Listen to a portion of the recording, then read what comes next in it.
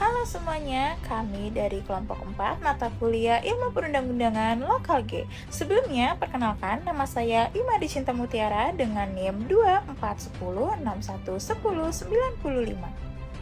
Saya Nadia Zarani dengan NIM akhir 093. Saya Rahmat Taskia dengan NIM akhir 462. Saya Farah Tiara dengan NIM 2410611096. Nama saya Nanda Putri dengan NIM 2410611091. Saya Aisyah Febria Henry dengan NIM akhir 453. Pada kesempatan kali ini, kami akan menjelaskan bagaimana sebuah peraturan perundang-undangan disusun, mulai dari pembukaan dengan frasa dengan rahmat Tuhan Yang Maha Esa, diktum, hingga ketentuan penutup dan lampiran. Mari teman-teman kita pelajari bersama struktur lengkap penyusunan peraturan secara sistematis dan ringkas. Kita mulai dari bagian pertama, yaitu judul dan pembukaan. Judul peraturan sendiri harus disusun secara singkat, jelas, dan mencerminkan isi dari pengaturan tersebut. Judul memuat jenis peraturan, nomor, tahun, serta nama peraturannya. Contohnya, Peraturan Menteri Hukum dan HAM nomor 10 tahun 2023 tentang pelayanan administrasi hukum. Penulisan judul harus konsisten dan sesuai dengan kaidah karena menjadi identitas utama sebuah peraturan. Setelah judul, terdapat pembagian pembukaan yang diawali oleh frasa dengan rahmat Tuhan Yang Maha Esa. Frasa ini merupakan ciri khas hukum Indonesia yang mencerminkan landasan religius serta etis dalam pembuatan peraturan perundang-undangan di Indonesia. Setelah frasa pembukaan, dicantumkan pula jabatan pembentuk peraturan, misalnya presiden, menteri, gubernur, bupati, maupun wali kota. Jabatan ini berfungsi untuk menegaskan siapa yang memiliki kewenangan untuk membentuk peraturan tersebut. Penulisan jabatan harus akurat, karena kesalahan dapat mempengaruhi keabsahan dari peraturan itu. Selanjutnya adalah bagian dari considerance yang menjelaskan alasan mengapa suatu peraturan dibentuk. Considerance memuat 3 dasar. Yang pertama ini adanya alasan filosofis, yaitu nilai-nilai seperti keadilan dan kepastian hukum. Yang kedua adanya alasan sosiologis, yaitu kebutuhan atau masalah di masyarakat. Dan yang ketiga adanya alasan yuridis, yaitu peraturan sebelumnya yang menjadi landasan kewenangan. Considerance ini dituliskan dengan frasa menimbang bahwa ... Setelah itu terdapat dasar hukum yang diawali dengan kata mengingat, berisi daftar peraturan yang menjadi pijakan hukum pembentukan peraturan baru.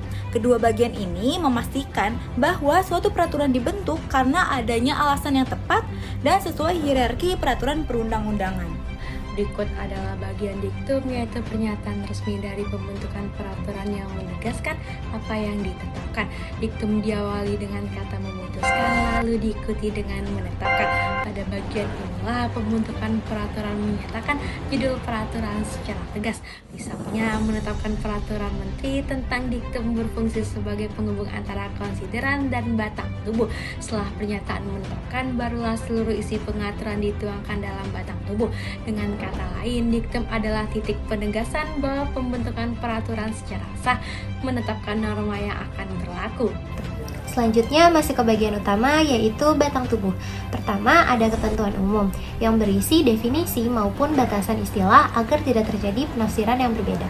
Lalu terdapat materi pokok yang diatur, yaitu isi utama dari peraturan, ya seperti kewajiban, larangan, prosedur, tata cara, dan mekanisme pelaksanaan. Bagian ini merupakan inti yang benar-benar mengatur perilaku atau hubungan hukum masyarakat. Selanjutnya ada bagian penting di akhir peraturan. Yang pertama adalah ketentuan pidana yang memuat sanksi pidana kepada pelanggaran seperti hukuman denda dan hukuman kurungan penjara. Namun peraturan ini memang ada jika peraturannya memiliki kewenangan memberikan sanksi. Yang kedua yaitu ketentuan peralihan, digunakan ketika aturan baru membutuhkan masa penyesuaian. Bagian ini memastikan tidak adanya kekosongan hukum saat beralihnya peraturan lama ke peraturan baru. Ketiga yaitu ketentuan penutup yang berisi mulainya peraturan dan pencabutan aturan yang lama. Ketiga bagian ini membantu memastikan bahwa peraturan dapat diterapkan dengan jelas dan teratur. Terakhir, sebuah peraturan itu dapat dilengkapi dengan penjelasan yang berisikan mengenai uraian lebih detail yang dimaksud dalam pasal-pasal tertentu agar tidak disalahartikan. Nah, jika terdapat data teknis, formulir, ataupun gambar, maka disertai di dalam lampiran yang menjadi bagian tidak terpisahkan dari peraturan tersebut. Nah, lampiran membantu memperjelas mengenai implementasi tanpa membuat batang tubuh itu menjadi terlalu panjang. Itulah pemaparan dari kelompok 4 IPPU Lokal G mengenai teknik penyusunan peraturan perundang-undangan. Semoga penjelasan ini bermanfaat dan dapat membantu memahami struktur pembuatan peraturan dengan lebih baik lagi. Kurang lebihnya mohon maaf. Saya pribadi dan kelompok saya mengucapkan terima kasih banyak.